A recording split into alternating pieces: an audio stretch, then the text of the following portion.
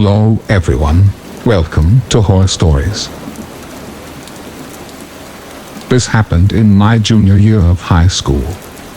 One evening, my mother and stepfather had gone out to some event. Maybe it was an extended dinner or a concert. I can't remember.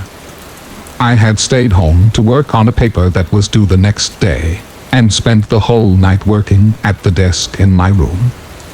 To give you a picture of the room, my desk faces a wall, and sits next to a small window that's on the same wall, and from where I sit, my back faces my doorway. While I was working, I was wearing these great headphones that I had gotten for my birthday, the kind that are noise canceling. My parents left the house around 6 p.m., and the whole time they were gone, I sat at my desk, blasting music through my headphones, and writing my essay. Occasionally, I would take breaks and watch the rain and lightning outside my window. I never left my desk. My parents returned around 11 p.m., and at some point late in the evening, I had removed my headphones. So when my parents came home, which was coincidentally just a few minutes after I had taken off the headphones, I clearly heard the garage door open, and my parents opened the door to the house. Seconds after I hear them enter, I hear my mother shout my name. "Adrian!" She screams. What on earth happened in here? Confused, I get out of my chair and start walking through the house to them. There's only a small hallway that separates my room from the living room. Due to my rush to figure out why my mother was yelling, I paid little attention to the hall and the house. After a few moments, I get to my parents. My mom looks really upset. "Was this you? Did you have friends over?"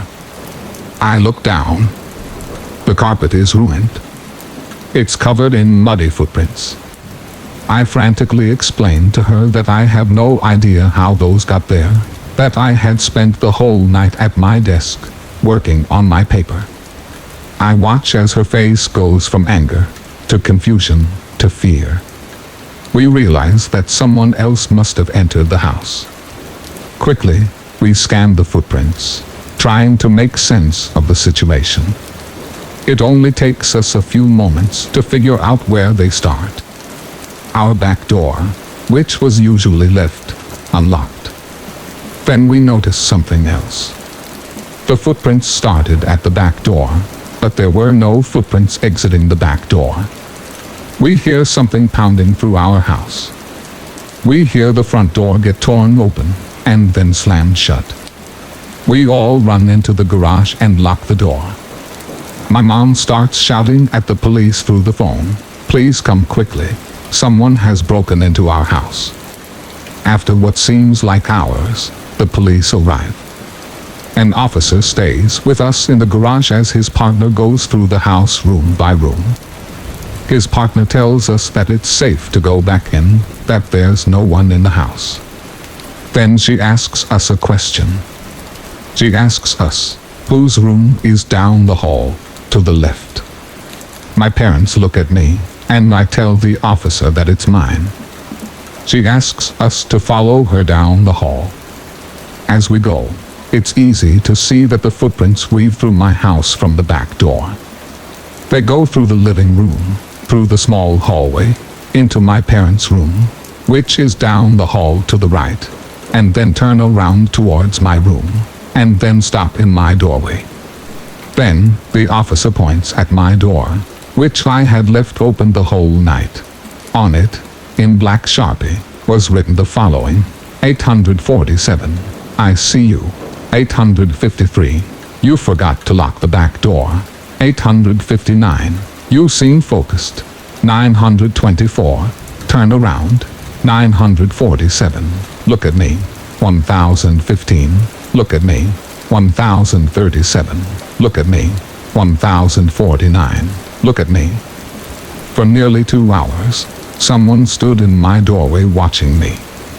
To this day, I shudder to think about what would have happened if I had ever turned around and looked at them. I was homeless for a few years after I turned 18. Being homeless leaves you with a permanent feeling of anxiousness and a sliver of fear buried within you at all times. You expect anything. The main problem I had with being homeless was sleeping. I was getting enough money from working side jobs to not have to worry about food or clothes, but finding a suitable place to sleep was difficult. You always had to keep in mind being detected. Sleeping in the woods was uncomfortable, but the odds of a cop waking you up and trespassing you are slim. I drifted around sleeping in unconventional and uncomfortable areas for quite some time before I discovered an abandoned church off a side road. The church was in pretty good condition and it was hidden off a side road, so the odds of getting arrested for sleeping there were low. The pews were torn out and the stained glass windows were murky with dirt and dust, but there was a roof and 4 walls and it wasn't infested with animals, so it was heaven. I brought a sleeping bag and some blankets and I slept there for about a week while I was trying to save up money to get an apartment for once. After a week of sleeping there, I came back to the church after a day of working and settled down in my sleeping bag, ready to go to sleep, when I heard the unmistakable sound of a piano, 2 keys being hit repeatedly. My pulse instantly skyrocketed and I grabbed the knife I kept on me at all times. I didn't even know there was a piano in the church. I slowly got up with the knife in my hand and started packing my things up. I was getting the hell out of there. As I slung my backpack over my shoulder, the sound of the piano cut off and was replaced by the sound of a door creaking open. Slowly, I froze again and stared out towards the altar where the sound was coming from.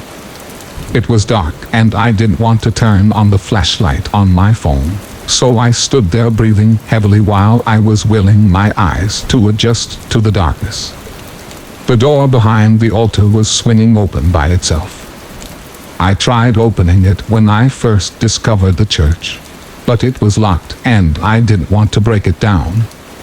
The door was swinging open and beyond the door was an even pitcher black than the one I was currently experiencing, and I turned towards the main doors, content on getting out before I saw any more. As I turned, I heard the sound of the door swinging open be replaced by the sound of it slamming open violently, and suddenly, a plank of wood fell from the rafters in the ceiling and clattered loudly onto the floor, feet away from me. A groan like a mixture of a machine grinding to a halt and a man in pain emitted from the door behind me that slammed open and sent literal chills up my spine. I slammed my way out of the church and started running up the road. I looked behind me to see the front door slowly shut by themselves. I never returned. My story may not be the most interesting story you've ever heard. It doesn't end in me seeing a ghost or an alien or anything of that nature. But it is real. Many years ago, I lived in Maine and would occasionally go camping by myself. On one of those occasions, I woke up late in the middle of the night at around 3 a.m. I was tossing and turning and couldn't sleep, so I just lay there listening to the woods. Then I heard a faint hello. I was petrified. I felt so vulnerable in that tent. I never figured out who it was. The summer after I graduated from high school, I left work early and went up to my parents' cabin in northern Michigan. I spent the night at the beach watching the sunset. Once the sun went down and it became nearly pitch black, I got to my car and started driving down the highway. After a minute, there was an old Tahoe that started riding my tail and flashing its high beams. So I got up to about 60 in a 45 and they were still on my tail. I pulled off to the side road that my parents' cabin is off of and they took the same turn. I thought this seemed weird because there's only about 30 or 40 houses on this road. So I went all the way to the end, which is usually a dead end, but leads to a maintenance area for the golf course nearby. The truck was still following me. At this point, I was freaking out because if I pulled into the house, they would know where we lived and they were still very close behind me. I took a bunch of random turns and the truck kept following every single turn for about 15 minutes. I finally had a chance to make a turn with traffic going through the intersection that gave me a few seconds of a head start. I pulled down the side street. I went up about 100 yards and then turned off all my lights and waited. The truck slowly drove by the perpendicular street and kept going. I booked it home, pulled my car around the side away from the main road and pulled every curtain in the cabin. For an 18-year-old, I was scared as hell that night. Years ago, in the early 90s, my boyfriend was driving me home and we saw a man lying on the ground in the strangest position, kneeling with his head on the ground and bent at a sharp angle so that he faced the street. It was 2 a.m. and the man was covered in sweat with his eyes open. We pulled over and I hopped out of the car to check on this guy. His eyes were wide open and he seemed like his face wasn't moving, but it really felt like he was pleading for help. He didn't respond at all when called out to him, no blinking. He had glassy eyes. I reached out to touch him and he was ice cold. I'm sure he wasn't breathing.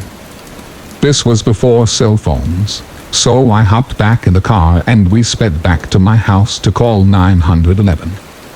10 minutes later, the police called back to ask for the cross streets again. Apparently, they arrived at the corner and there was nothing there. I verified that they had the right spot and they said they would call back if they needed any more information. That was the last I ever heard about it. I checked the newspaper for the next few weeks, but we never found out anything else about that man in the road. This is a story that was told to me by my mother. She was home alone and was expecting a friend to come over. She wanted to take a shower, so she left a note on the front door that said, "I'm in the shower, come on in." While she was showering, she heard a knock on the bathroom door and she said, "I'll be right out." When she got out of the shower, nobody was there and a few minutes later, her friend pulled into the driveway. I often visit Walmart in the wee hours of the morning. One time, I was in at about 2 a.m. and noticed an elderly gentleman asleep on one of those mobility scooters at the entrance.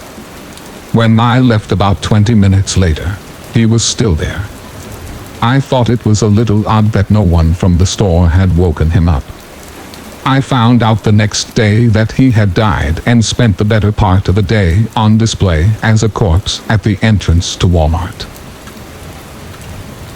I'm a massage therapist. I work for myself and frequently go to clients' homes at night. Whenever I would have a new client, I would bring my boyfriend with me as kind of backup. So the new client's condo was in a really nice area in Arizona. It was around 8 p.m. when I arrived. I got out of the truck and grabbed my bag and started looking for the apartment because this was one of those mega complexes and of course, the numbers were barely visible. As I was walking around, I noticed that every light I walked by would start flickering really quickly. Like the light would be fine 1 minute and as soon as I walked by it, it would start flickering. I felt like someone was watching me, but I shrugged it off and found the condo as quickly as possible. My session lasted about 90 minutes and I packed up and headed back to the truck, except it wasn't in the spot that my boyfriend had parked in previously. So I called him and he says that he's on his way, that something happened. I get in the truck when he arrives and he is super pale and his hands are shaking. I ask him what happened. He told me that as I was walking towards the apartments from the parking lot, he saw a girl behind me, walking in tandem with me, almost like a shadow. He said he put his head down to light his cigarette, and neither one of us were in his line of vision anymore.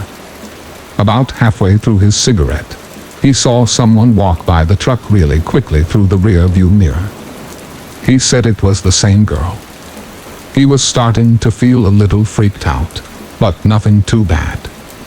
He said he turned on his headphones and leaned the seat back, to take a nap I guess, when he felt a thumping under his feet on the floorboard. He said he looked out into the parking lot and then saw the girl crawl out from under the hood of the truck, stand up, and then walk backwards away, looking at him the whole time, and then disappeared into the shadows of the opposite side of the parking lot awnings. So he peeled out and sat at the nearest gas station, which was right next door, for the rest of my appointment. I never went back to that particular client's home after that. A few years ago, I was awoken in the middle of the night by a phone call. I answered the phone and I heard a woman's voice on the other end, crying, and then she whispered, "Help me." I looked at the screen and the number was restricted. I heard more crying and then a sudden scream. The scream was cut short and the line disconnected. I've told this story to many people, and most of them say it was probably a prank call. I would have agreed, but the crying, it sounded so desperate, so real. I have no idea who it was.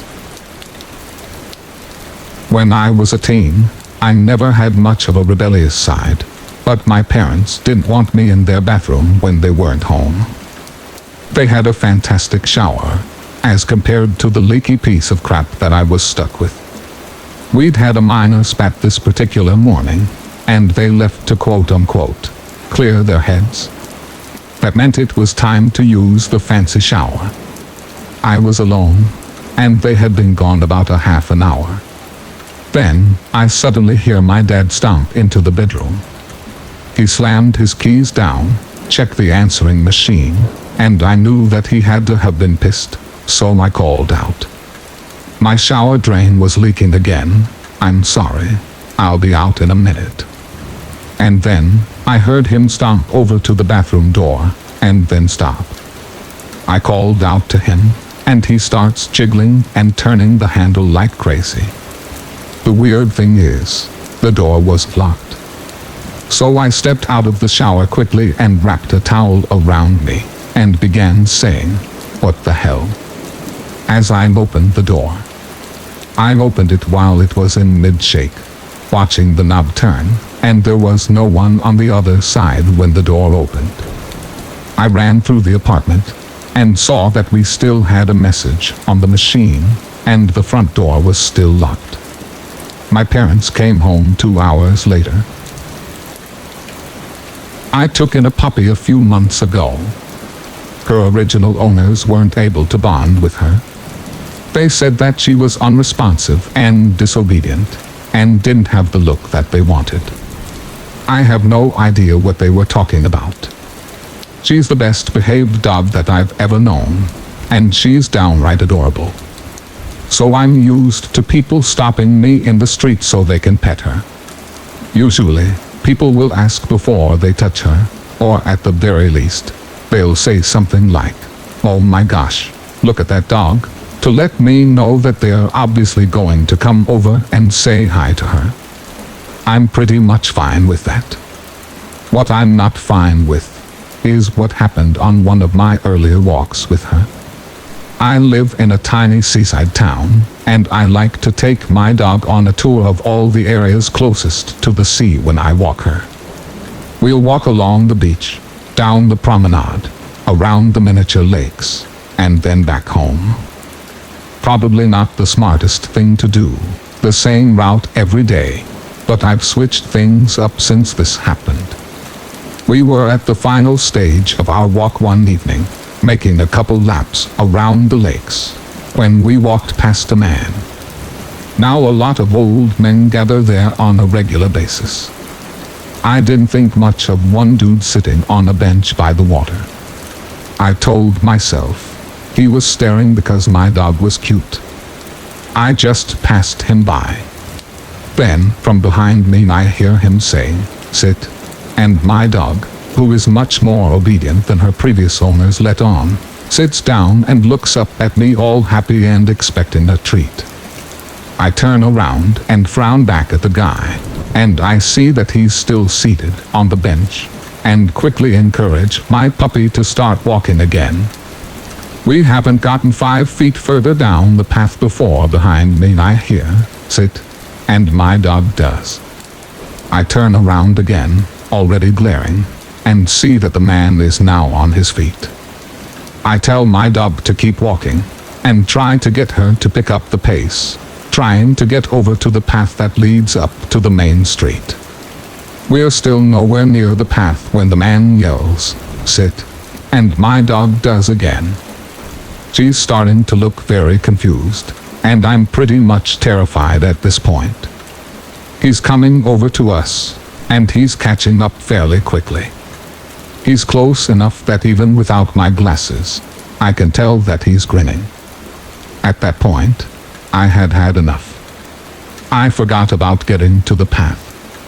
I just scooped up my dog off the ground and ran straight up the hill to the side of us, and climbed over the little fence that separates the lakes from the street. I looked down.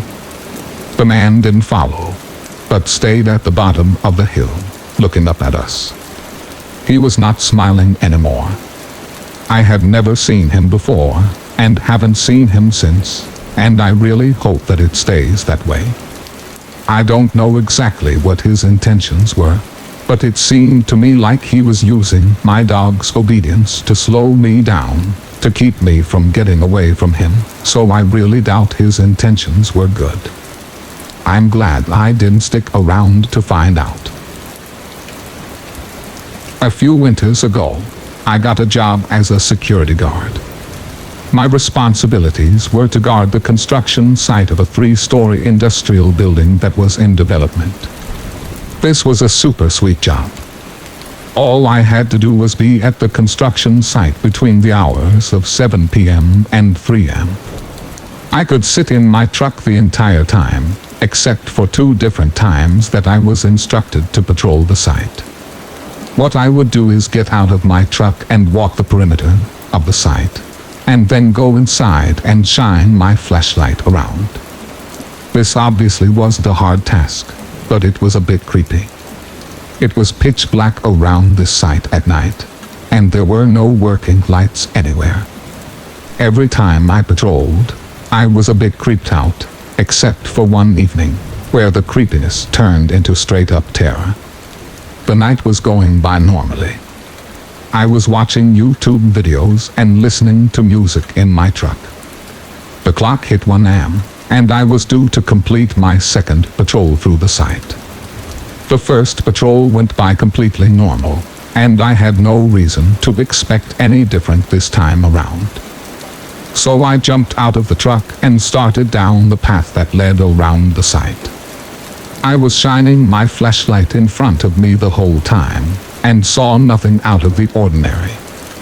This trek around the site took the most time out of the patrol, and I'd say about 15 minutes after I began, I had circled all the way around, and was back at my truck. At this time, I headed inside the building. My truck was parked in front of the building, and so I entered at the front door. The building was still being framed, and there were no doors installed anywhere, including the ones that led to the exterior, and that's the reason I was here, to make sure that nobody walked inside and stole any equipment, or vandalized any part of it. As I walked inside, I heard something upstairs. It sounded like a shovel or something had fallen onto the floor, and so I hesitantly started up the stairs to investigate. I was a little bit spooked. What would I do if there was somebody up here messing around? I didn't have a gun or anything, just some pepper spray that the owners gave me. I reached the top of the stairs on the second floor, and I shined my flashlight around, and didn't see anything suspicious. I walked around, and eventually reached the front of the building. And that's when I looked down to my truck through the recently installed window. There was somebody sitting in my truck. He was sitting on the driver's side seat, with his legs still hanging out of the truck facing me.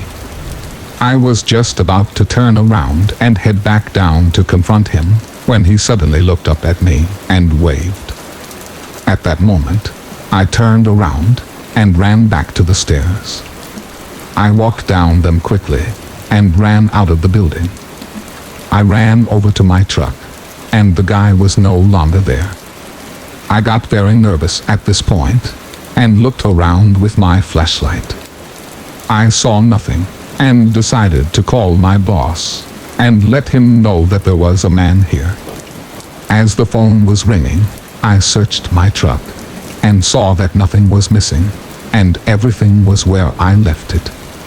My boss didn't answer, and so I left a very short message stating, "It's 1:22 am.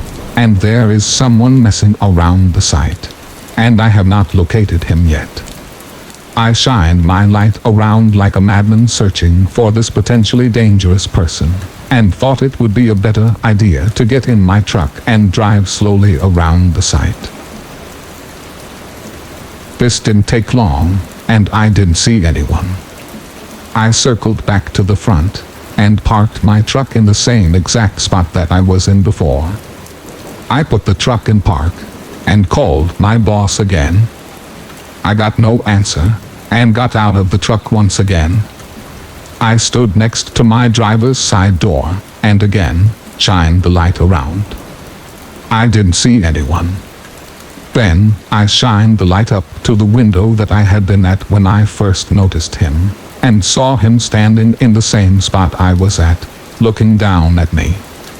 I realized my job was to stop people from messing around at this site, but this creeped me out so much. I got in my truck and waited until my boss eventually called back. He called the police, and an officer showed up there about an hour later. He went inside the building and looked around, but never found the guy. I didn't see him again that night, or any other night I was there. I have no idea who he was, or why he was there. I left work late one night, later than usual. I was driving home when I unexpectedly ran into some construction going on, and I was forced to take a detour. I turned right onto a street I rarely ever drove on, and haven't been on in years. The street took me into the downtown area of my city, and it wasn't a very nice place to be. Crime happened here all the time, and it made me nervous, especially because it was late, and there were no other vehicles around. I stopped at a stop sign, and apparently made a wrong turn, because I looked around and noticed the detour signs were gone. I pulled my phone out of my jacket pocket sitting on the passenger seat, in order to use GPS so I didn't get too lost, and to guide me home. As I was navigating my phone, I heard a noise outside. I looked up from my phone to see what it was. As I looked around, I spotted a woman about 30 yards from my car, in the parking lot of a convenience store that was now closed. She was standing off by the corner of the store, where it was much darker. Right after I saw her, I noticed that she looked scared, and then almost immediately I saw a man reach out from the side of the building she was standing next to, grab her by the arm, and pull her out of sight. The woman had made a noise again. This scared me to death, and I wasn't sure what to do. My first thought was that he might have been trying to rob her. I was about to dial 911 on my cell phone, when I realized he might be trying to do something worse. I'm not the toughest guy in the world, and I've only been in a couple fights in my life, but I'll be damned if this woman was going to be raped or killed while I was right here. So I take a deep breath and opened my car door. After I did this, I heard the woman again. It sounded like she was half screaming, half calling for help, but all her noise sounded muffled, like the man was covering her mouth. I walked around to the back of my car and started towards where she had disappeared out of sight. I walked fast, but tried to be as silent as possible. As I walked, her sounds were abruptly cut off, and I got scared. Scared of what I might see. Scared of what I might have to do. I reached the corner of the store and very slowly looked down into the dark side of the building. At first, I saw nothing, and so I moved closer. And that's when I saw them. I saw them both, standing in the darkness, side by side, like statues. He wasn't touching her. She wasn't crying or screaming. And they weren't fighting. I realized quickly what was happening now. I immediately turned around and started a sprint back towards my car. As my feet hit the ground, I could hear that they were chasing me. I got to my car and threw the door open and got inside. I locked the door, and right after I did, they were both attempting to open the doors from both sides. I put my key in the ignition, started it, and stomped the pedal to the floor. I was so shaken up over what had just happened that I ran 2 stop signs right after. I drove home and never saw their faces up close. And you bet your ass, I haven't been down that street since. I know someone from my childhood who used to work as a chef. Let's call her Sarah. Sarah had to prepare a dinner party for a politician, but she and her workmates had run out of some ingredients, and since she drove a motorcycle, she offered to rush to a nearby store that was a few miles away. The house they were working for was settled on a hill. Aside from a few houses, there weren't any stores or establishments in the area. The road was empty. There was no one around. Sarah finished the errand and began to drive back. She was halfway on her journey when she felt a weight push against her back. Startled, she glanced at her rearview mirror and saw an unfamiliar woman with matted hair sitting in the back of her motorcycle, smiling and staring directly at her. Sarah was so shocked, she nearly lost control of her motorcycle. She concentrated as hard as she could and revved the accelerator as fast as it would go. She began cursing at the woman, telling her to get off the bike. As soon as Sarah could see the house in the distance, she heard the woman laugh, and suddenly, her motorcycle felt lighter. She couldn't feel anything pressing up against her anymore. She dared to glance at her rearview mirror again, and thankfully, she saw no one. When she arrived at the house, she was trembling. She knew that she would sound delusional, and possibly even gain a bad reputation at her job. But she told the people there about what she saw, and to her astonishment, a couple of the politician's security guards chuckled and told her that this was normal around here. Apparently, a few other motorists living in the area also endured the same encounter. My husband and I lived in a small 2-floor house with 2 main entrances, one along the front and the other on the side of the house, which opens up into the laundry room. When we were too busy or it's too late to walk our dog, we hook his collar onto a long line that's attached to one of the pipes on the corner of our house so that he can use the bathroom. We used to do this from the door in our laundry room, but we had noticed the large step from the door to the ground had been taking a toll on his hips. As a result, we started letting him out through the front door instead, since the porch is much closer to the ground. This particular night, I was home alone with my dog, and it was around midnight when I decided to let him outside one last time before going to bed. I hook him up to his line, close the door, and lock it, before heading into the kitchen to put away the dishes. This was pretty routine. Even if he used the bathroom quickly, He liked to walk around along the front and side of the house for a few minutes before coming back inside. As I'm putting away the dishes, I hear a scratch on the door. That's what my dog does when he wants to come in, so I head over to let him back inside. Since I've watched way too many scary movies, I've always looked through the door's peephole before opening it. Out of habit, I look to check that my dog is in front of the door. Instead, I see a man staring very intently at the door handle. I freeze with my hand on the door handle. I don't know how much time went by, but then I heard another scratch. This one louder than the last. This kind of wakes me up from my initial shock, and I run to grab my cell phone. I call my husband to tell him what's happening. He was very confused.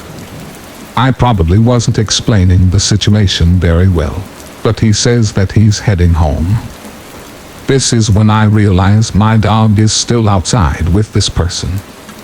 I head back to the front door, trying to make as little noise as possible, to check whether this stranger is still there. Just like before, he's standing there, head bowed, looking at the doorknob. I tiptoe over to the laundry room, and slowly open the door as quietly as possible. I can't see my dog anywhere, and the side of my house is covered in gravel. I knew I couldn't step outside without making a lot of noise. With my heart still pounding in my chest, I go to the front door to keep an eye on the stranger and to get a better look at him. I considered calling the police, but I didn't feel that they would take me seriously, since all this man was doing was standing in front of my house. I tried taking a picture of him with my cell phone, but my camera was only able to take pictures of the people and not the images behind the glass. All of a sudden, the man looks up directly at me. I swear he knew I was there. He glares at me and then opens his mouth to show this taunting, malicious grin. He stood there that way for a few seconds, and with that, he turns around and starts to walk down the street. I stay in the same place, almost expecting him to rush back and start pounding on the door. Luckily, my husband got back after a few minutes. He convinced me to call the police, and we went out looking for our dog. It turns out that this man had cut the end of the line connected to the pipe, and our dog decided this was a good time for him to explore my neighbor's backyard, which was where we found him. It's been 3 years since this happened. We've since moved to a new house, and the police weren't able to come up with any suspects. Ever since then, we take our dog on very long walks before the sun goes down. I grew up in a really safe city in the Midwest, in an even safer neighborhood, sort of set back in the woods and separated from the main part of town. I haven't had a lot of creepy encounters in my short life, so this one is pretty much the most afraid I've ever been. I was 11 at the time, and had only just passed my CPR babysitting essential course at the rec. My neighborhood was very close-knit. All of the kids on my street played together, and because of my 2 younger brothers, I would soon become the automatic babysitter for the 3 families we lived closest to. I looked after my brothers for short amounts of time, but this was my first real job as a babysitter. I watched these 2 grade school-age kids who lived across the street. They were family friends, and the parents had promised that they would be home by 11 p.m., and I knew that my parents were home and ready to step in if I needed anything. So I was a little nervous, but felt like I had things under control. These kids were a novice babysitter's dream. They'd been trained that they were only allowed to choose 1 treat each before bed, and actually refused my offer to let them finish the show we were watching because it was their bedtime, and they still needed to brush their teeth first. I was floored, but it made my job super easy, so I tucked them in and headed back downstairs to watch TV until their parents returned. The mother was an interior designer, so their house was spacious and absolutely beautiful. Their living room is at the back of the house with floor-to-ceiling windows and is a great view of the woods into their backyard. The couch is set up so it backs onto these windows, and I was watching TV with their elderly white Labrador, Alex. Suddenly, though, out of the corner of my eye, I thought I saw something large and light-colored brush past the window behind me. I thought it might just be a deer, but I was 11 and alone, and I have an active imagination, so I began to feel uneasy and pretty on edge. The parents weren't due back for another 2 hours, so I walked into the kitchen to call my mom and dad for reassurance. Alex followed.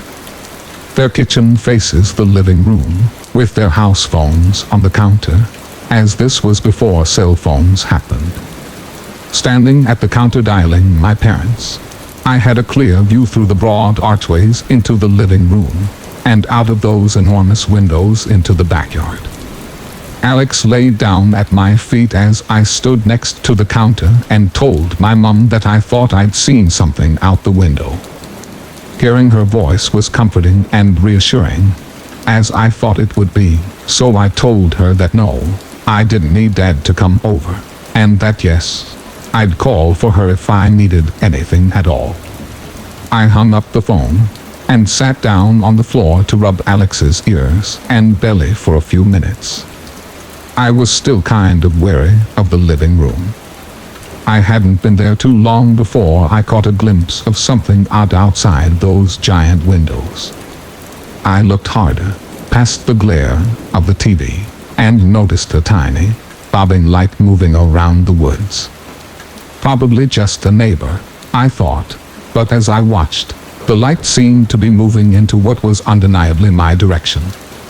My whole body froze, and I stared at the light as it got closer and closer to the living room windows.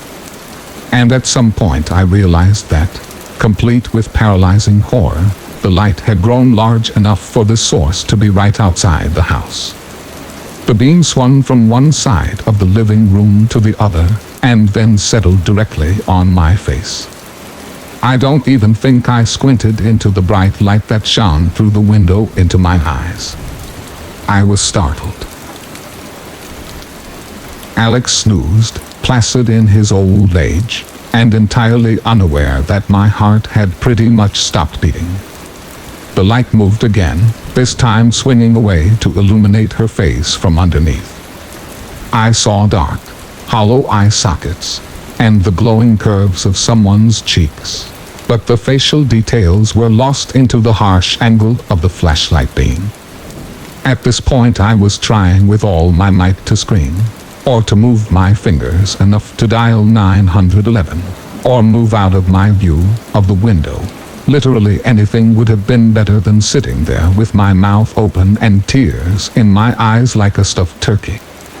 But I'd never felt this kind of icy terror before.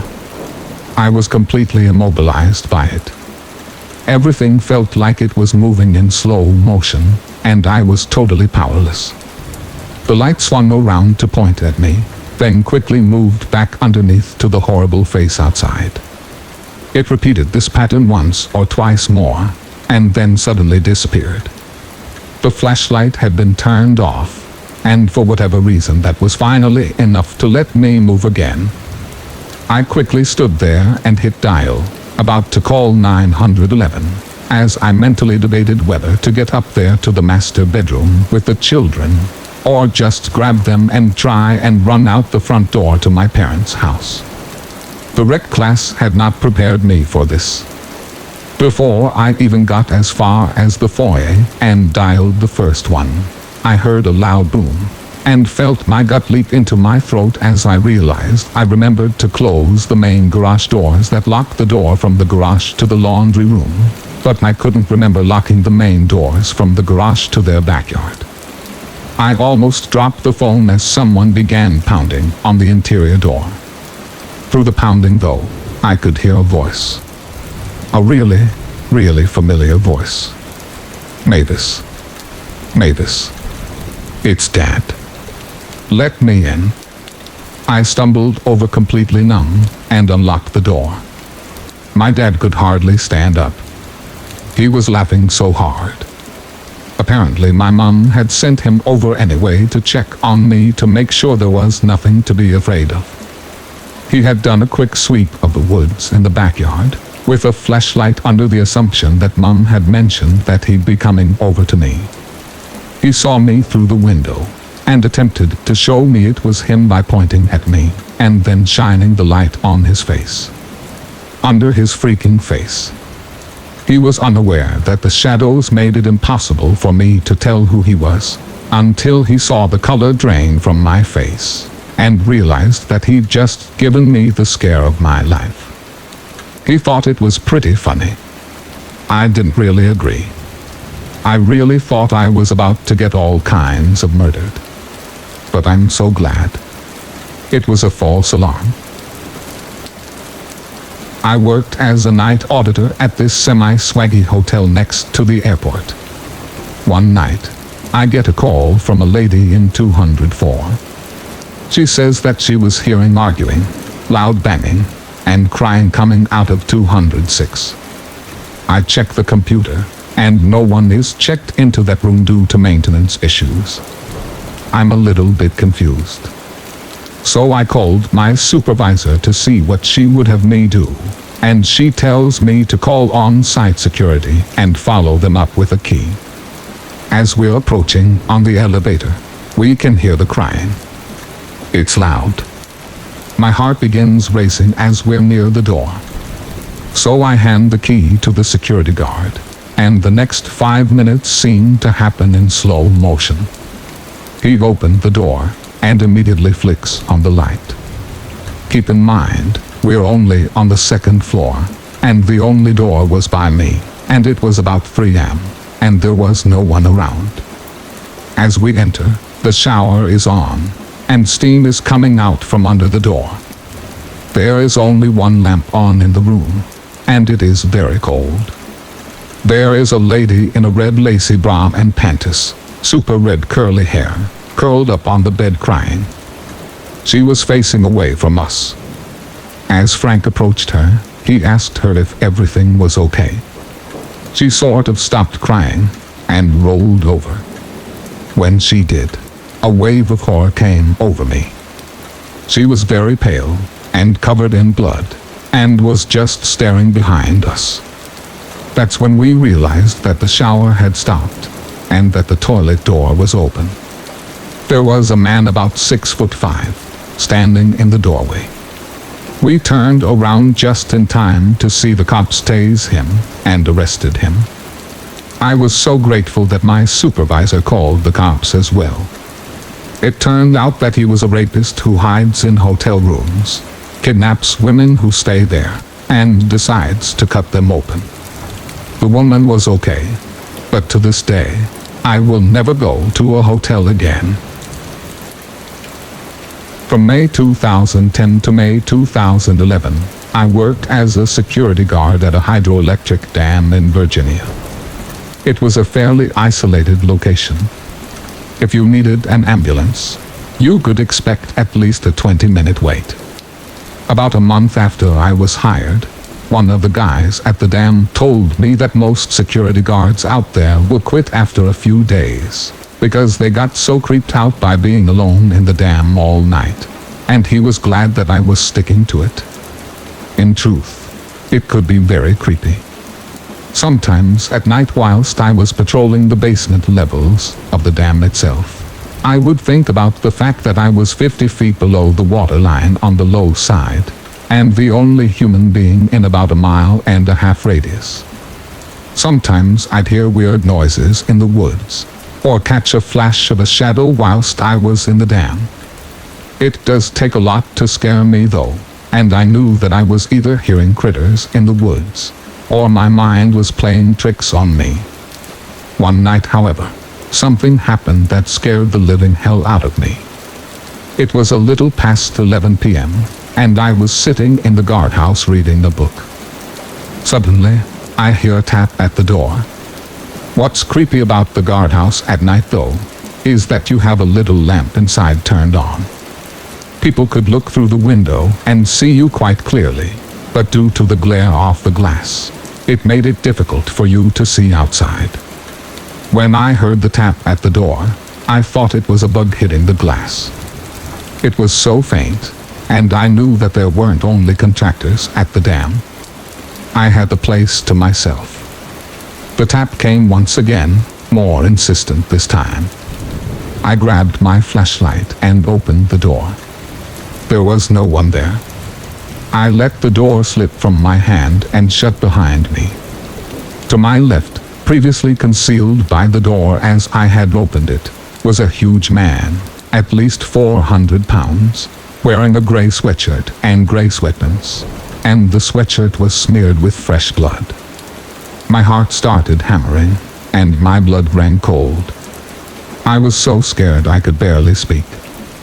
As it turns out, though, he was a local fisherman who had been fishing off the bridges over the trail race, and he was wondering why the power company hadn't started back pumping into the lake yet, because they usually started a little before 11, and that's when he always drew in the big striped bass.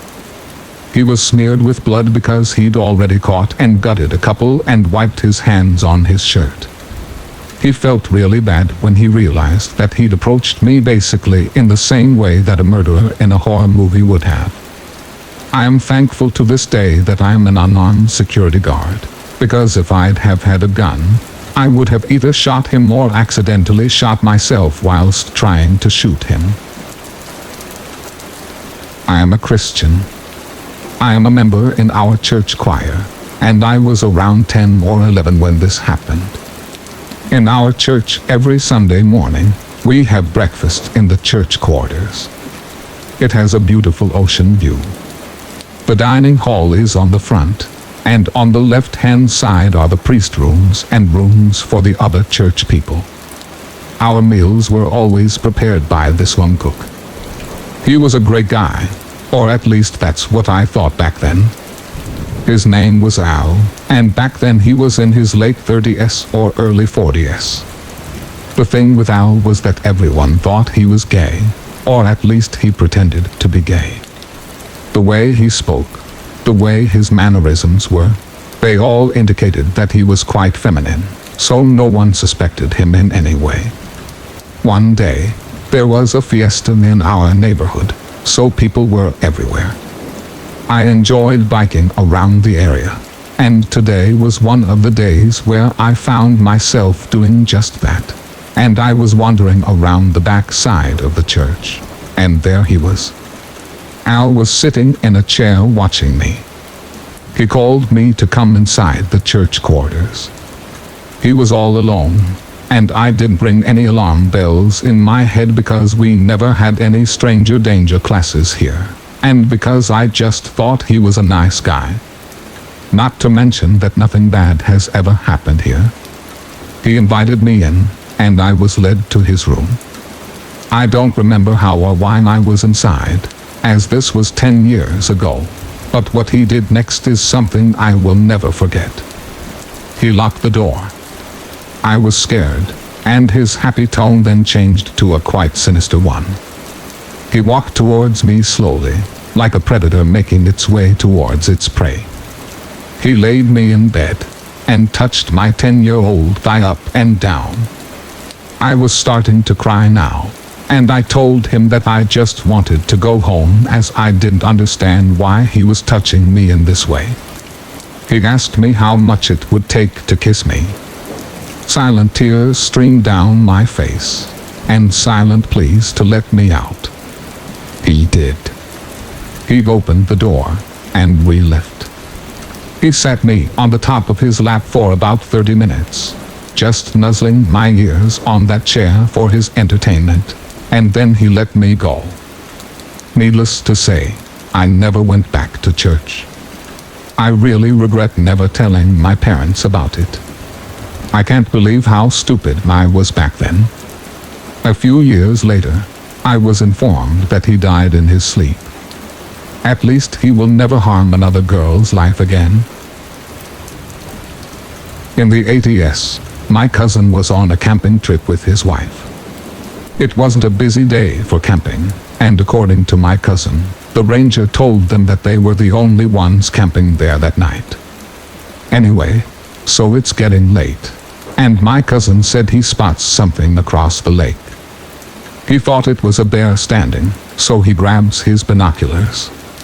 He said it wasn't a bear because it had a face, like a 70-year-old man, and the fur was longer than that of a bear.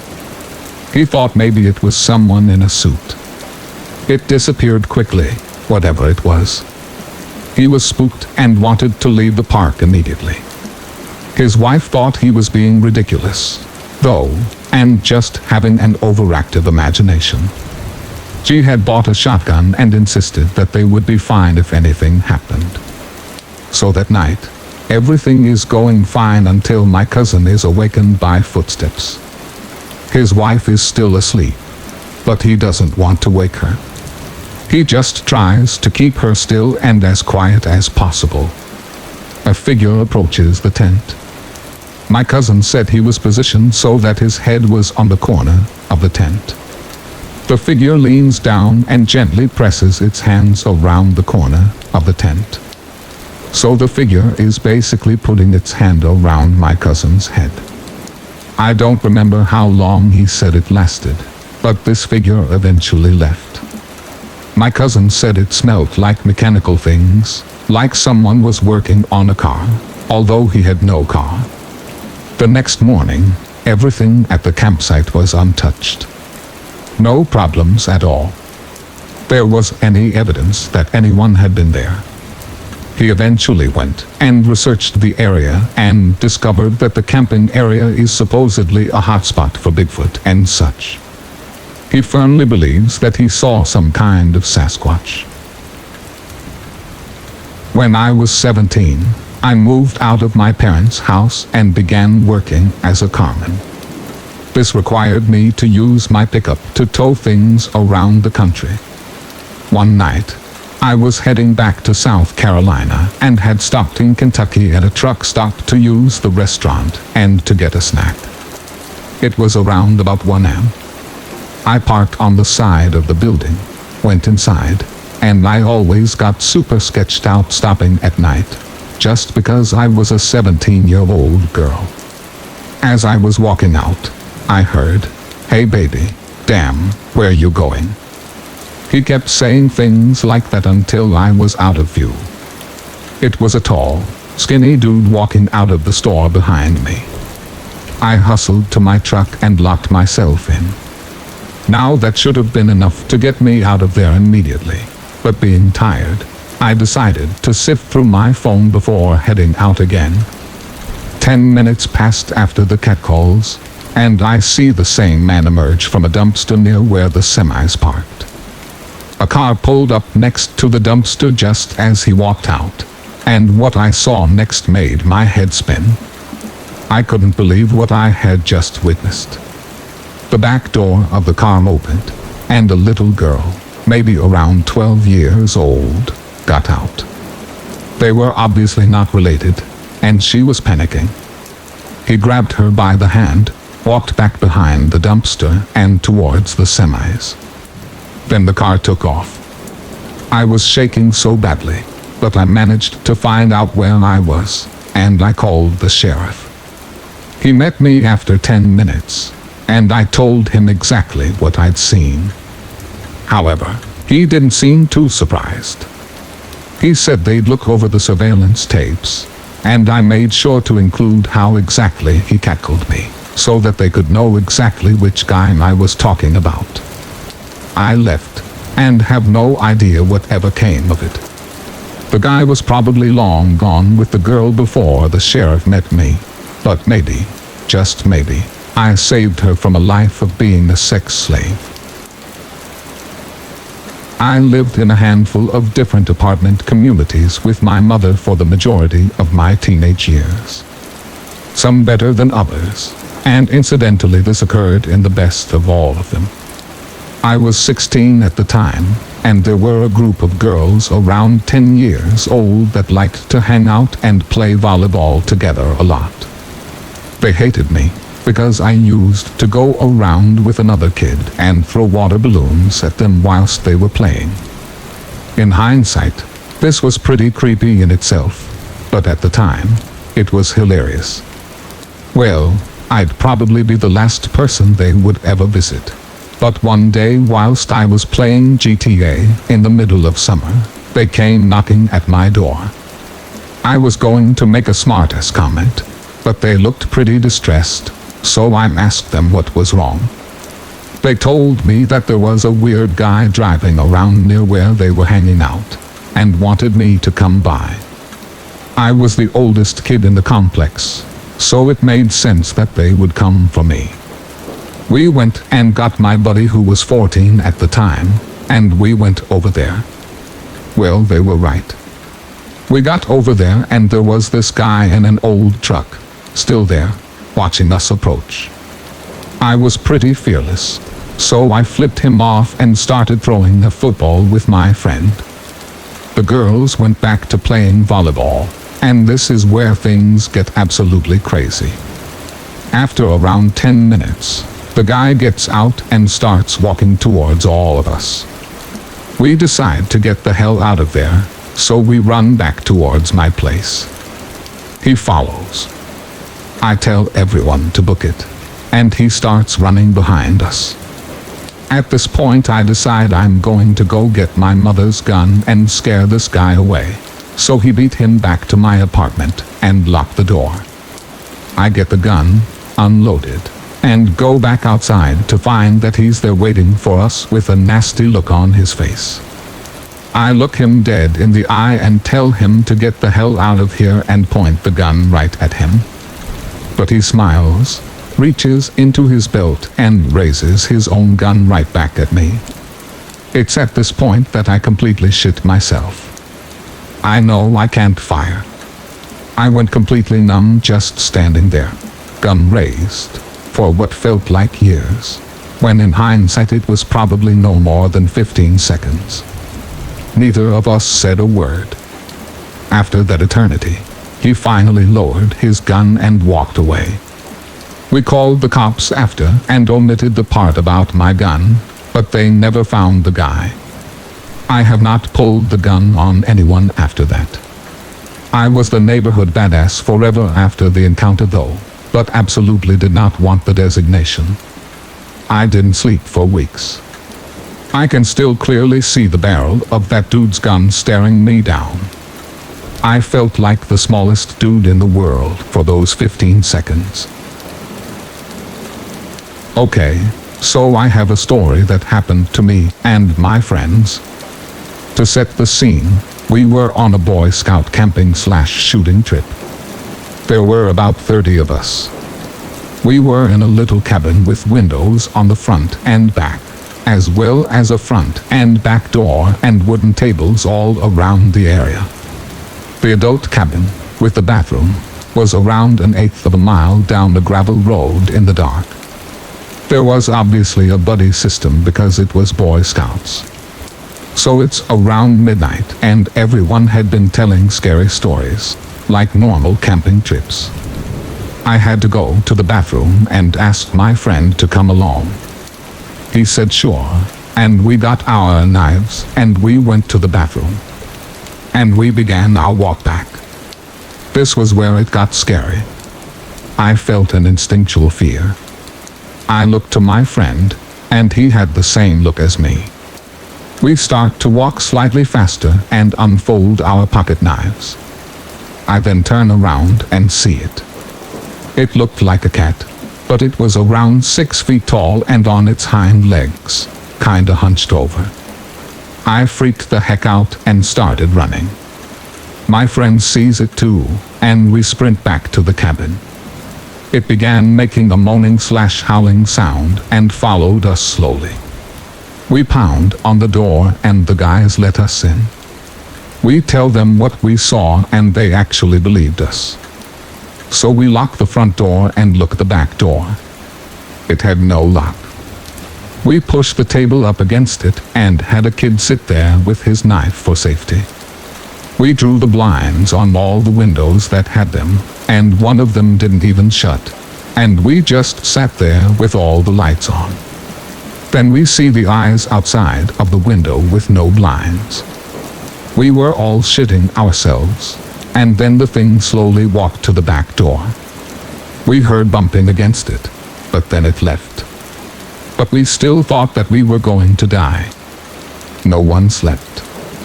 And when the adults came to wake us up, we told them and they laughed and said that we were making it up. Everyone in the cabin knew it happened, even if they didn't believe us. It was mental. I lived in rural Massachusetts. To anyone who's familiar, that means miles of wood with spaced out suburban areas in between. I was walking down my grandfather's logging trail, getting ready for his funeral. I'm also an avid mushroom collector, so I'm always walking slowly and staring at the ground. Friends hate me for it. So I get to this cool little white-capped mushroom and stop to take a close-up picture of it. And that's when I heard it. The best way I can describe it is if someone with a lot of flesh on his knuckles was punching a tree. Now I know what deer sound like when they stomp to protect their children. And I know what smashing antlers on tree sounds like.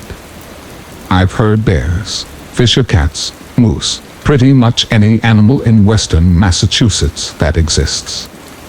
So naturally, I looked up, freaked the hell out. It was so rhythmic, thud, thud, thud, and went on for minutes at the same pace. So being the curious person that I am, I let out a whistle that couldn't be mistaken for a bird. I'm looking in the direction of the thudding and can see about 75 to 100 yards through my grandfather's well-trimmed trees and see nothing. Right after my whistle, I hear a low, quick whistle back. My first thought is, oh, it must be some logger asshole scooping the land past the no trespassing gate. So I yell, hello, pretty much as loud as I can. Then whatever it was, ran away faster than I've ever heard a human being run. And using my experience with deer and dogs and moose and bears, I assessed that it couldn't rationally be a four-legged creature. I know what they sound like running. And this was much closer to something bipedal. I'm 100% positive on that. What doesn't make sense, however, is that a two-legged creature that ran away from me faster than any two-legged creature I'd ever heard before. And it also sounded like it was at least 250 pounds. The steps were loud and frantic. A lot of people believe Bigfoot has a spiritual connection with the forest it remains in, and thus the creatures in it as well. I did not find it a coincidence that this happened on the day of my grandfather's funeral, and I ran all the way home. Over a decade ago, I went to the Amazon jungle to a family of shamans who had lived on their ancestral ground going back 1,000 years, if not more. All firstborn males in the family followed the path of the Ayahuaseros and healers for their community. So I arrived. And since I'm not from the jungle, I am told that we must do a ceremony so the spirits of the jungle would welcome me safely. The ceremony consisted of lots of singing around a fire that was encircled by beautiful flowers and leaves that we had collected and arranged earlier. A cutting of the capi plant was present for this and held a special center location in the bio-mandala we had created. The people I stayed with viewed the capi plant as representative of Mother Earth and thus viewed it with reverence. After what felt like hours, the man told me the ceremony was complete and led me to my room located in a separate attached structure on the second floor. There were some windows in the room and after a short while decided to go to sleep. I was awoken in the middle of the night by a cacophony of sounds. I was hearing various distinct animal sounds. Birds, roars, guttural bellows, screams, sounds that I had never heard before in my life. The thing about it is that the sounds were all so different. They were definitely not all the same species. They all had such vastly different sounds coming from many different locations. I was freaked out but stayed silent and tried not to move. If I had to estimate, it really felt like over 15 different types of sounds being produced. Then the banging started. It felt like dozens of animals were smashing their bodies into the structure all around me. There was substantial weight being thrown into the outside walls whilst the animal cries were going off. I was terrified because the windows were open but maintained still. I couldn't even move due to the fear of what was just slamming into the walls. So I prayed and prayed for protection and somehow fell asleep. And I awoke later in the night to a large cockroach crawling on me. The next morning I wake up safe and no evidence on site of anything having occurred hours ago. I ran into the healer that day and he asked me how I slept. Not so well, I replied and explained last night's occurrence.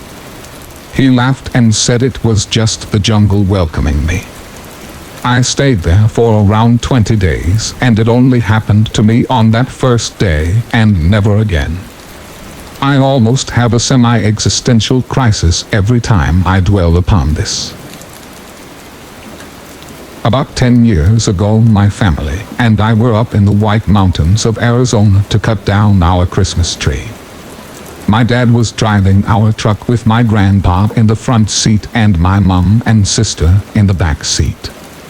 I was in the bed of the truck along with our family's German short-haired pointer. We were driving along a forest road and all of a sudden my dog starts barking and growling. So I look to see what it is, thinking it's a bear or mountain lion. What I saw was a tall dark figure walking parallel to the road about 60-70 yards away. I yelled at my dad to stop the truck. When I told him I think I see the Bigfoot, he just laughed and continued to drive. When I looked back to get another look, the figure had changed direction and was walking away from the road. The last thing I ever saw was the thing's head disappearing down a hill. To this day I still do not have any explanation for what I saw, and every time the situation comes up my dad always makes me tell the story so he can just have a laugh at it. I was on a 4-day canoeing trip with friends in a remote part of the southeastern United States back when I was a young teen. We were up late, built a bonfire, and goofed off as young boys do. I'm sure we were making a lot of noise.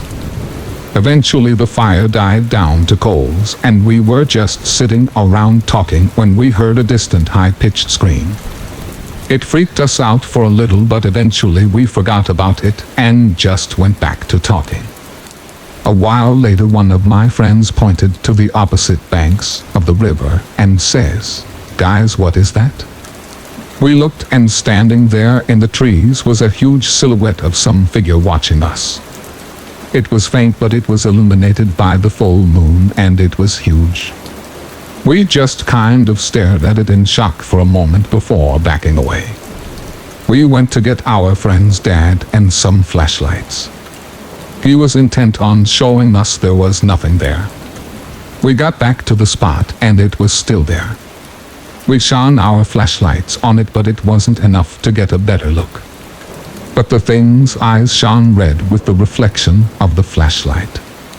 We watched it watching us for a bit and it walked along the embankment, then walked back and disappeared into the woods. That was more than a decade ago and we rarely talk about it and we were all pretty freaked out. In freshman year of middle school there was a once-a-week group therapy session with developmentally delayed kids that involved them doing some craft activity or playing with Legos or watching a movie as a group. It was half normal kids, half DD kids, and the normal kids could sign up for it. I signed up pretty much instantly as it meant an escape from history once a week. One of my best friends at the time had the same idea, and it basically turned into a second lunch period for us. The whole thing was overseen by a therapist named Bruce, and it was generally pretty laid back. Bruce was an overweight 50-ish balding guy with an attitude and general appearance of Santa Claus. He ran most of the school's extracurricular activities and was pretty much universally liked. The other important player in the school was a kid I'll call G. You know the stereotype of psychopaths being obsessed with animal torture as kids. Well, this was dead on G. He would regularly tell these long, excited stories during group time about how much fun he had last week tearing the leg off a squirrel that he caught in his live trap or other similar things. Most of us has sort of ignored him, and it was just assumed that he would talk and make up gross stuff to get attention. So one week we were playing with Play-Doh. Since it was a DD group, the huge tub of Play-Doh had long since assumed a uniform shade of turd brown, and the general drive was to get people to build things and tell stories about them. Most people just built dinosaurs or threw clay at each other. G, for whatever reason, had a huge flat square slab laid out and was building 4 large pillars on the corner. He eventually put a roof on it which wouldn't stay on due to the lack of interior supports. The normal kids would always leave a few minutes earlier, as the group time ran into the start of next period, and we would need to get to class. I was no different, and walked out whilst Bruce and the other kids were smashing Play-Doh, giggling, and throwing chunks of turd dough back into the bin. I got to my next class, and the teacher wasn't there. Nobody knew what was going on, and about 10 minutes later she showed up looking frazzled and would not give us any other information other than something happened. Being 6th graders, we went nuts with speculation. A few hours later I ran into a friend from the group who was visibly jumpy and disturbed. He wouldn't tell me why other than mentioning that group therapy would be cancelled indefinitely. I kept prying for information and eventually got the story out of him. So during the cleanup, the Play-Doh had been compacted back into the tub, and this involved lots of smashing Play-Doh sculptures. A bit that the DD kids greatly enjoyed at this point when they tried to smash other people's stuff. G's house was one of the last things to go. He smashed down 2 columns and let one of the other DD kids smash one of the others, and finally dared Bruce to smash the last one really hard. The last one had a pocket knife in it. We never saw either Bruce or G ever again. It was 2001, and my friend and I were both 17 and driving back from a late movie to my house one night. I lived in a pretty rural area in Maine, about 20 minutes from the nearest town.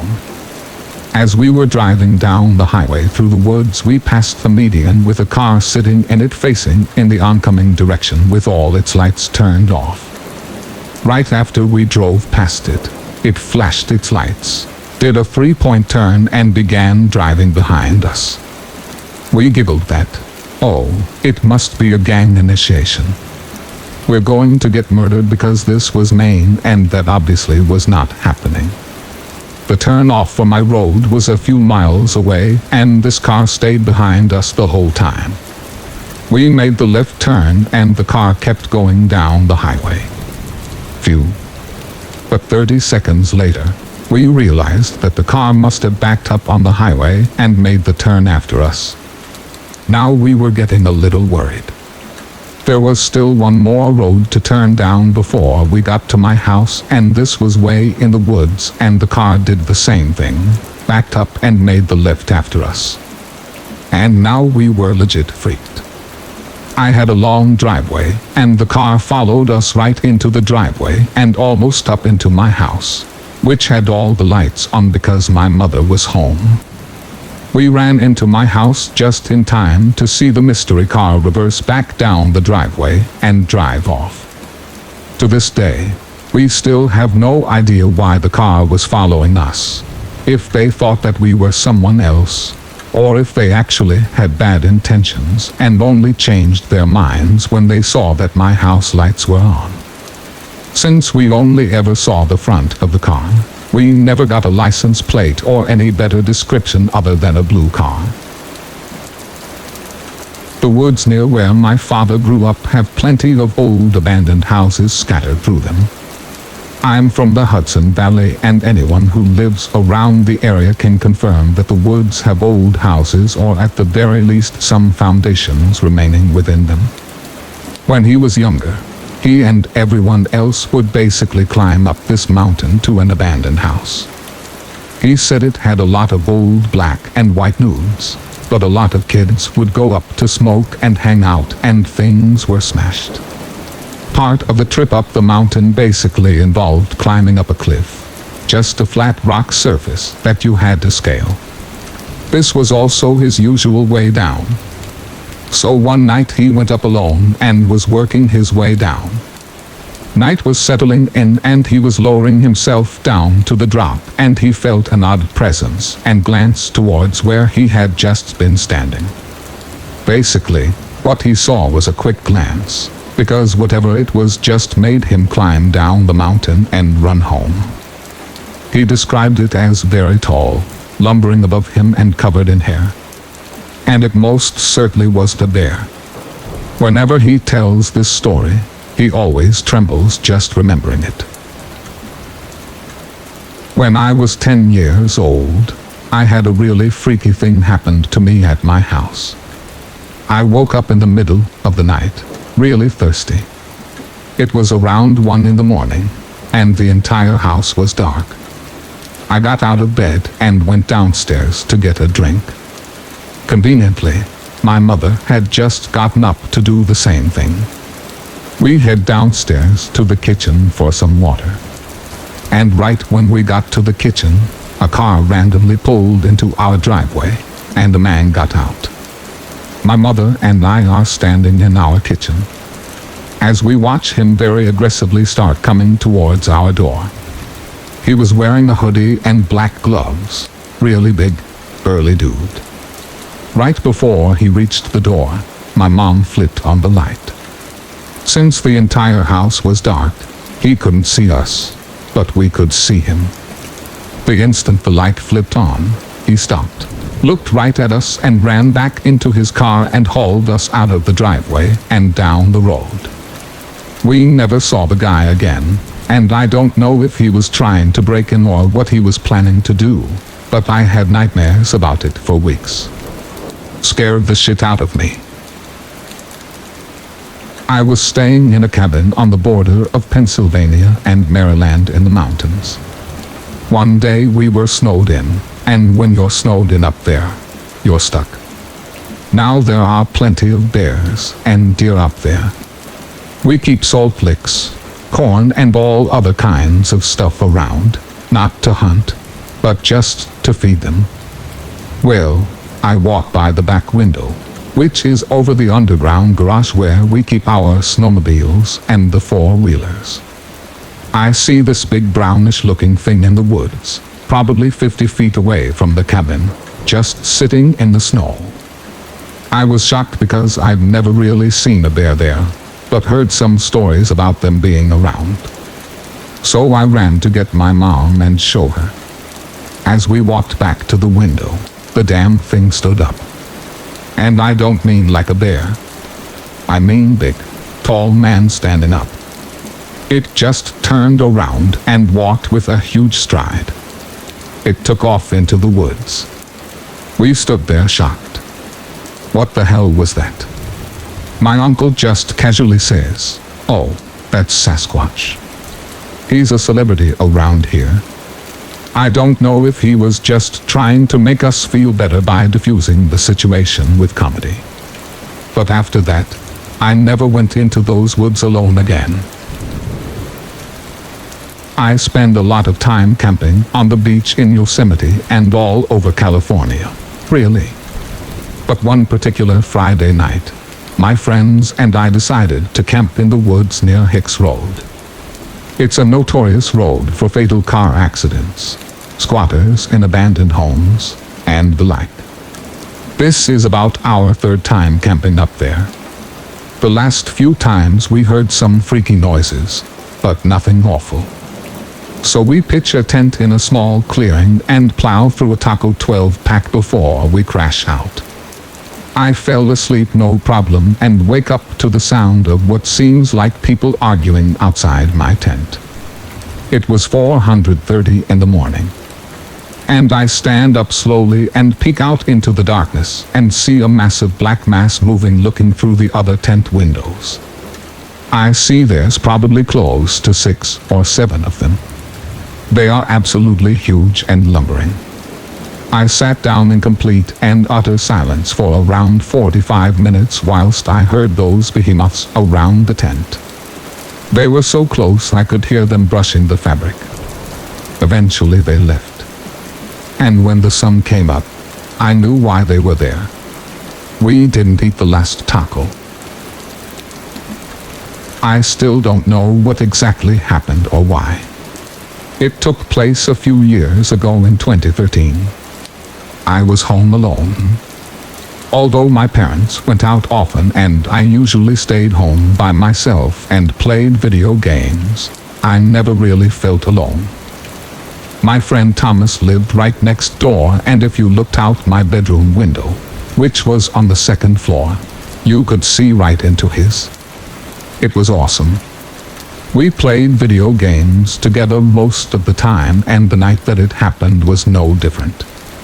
It was Saturday, and with my parents gone, I had planned to play video games all night.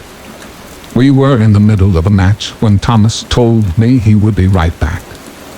That was normal, of course, but after 10 minutes, I stood up and looked out my window. Right then I saw him walk back into his bedroom and put his headset back on.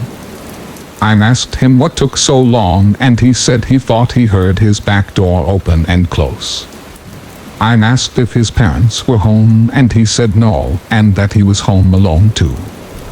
We eventually went back to kicking some ass when about 30 minutes later I heard something downstairs in my house.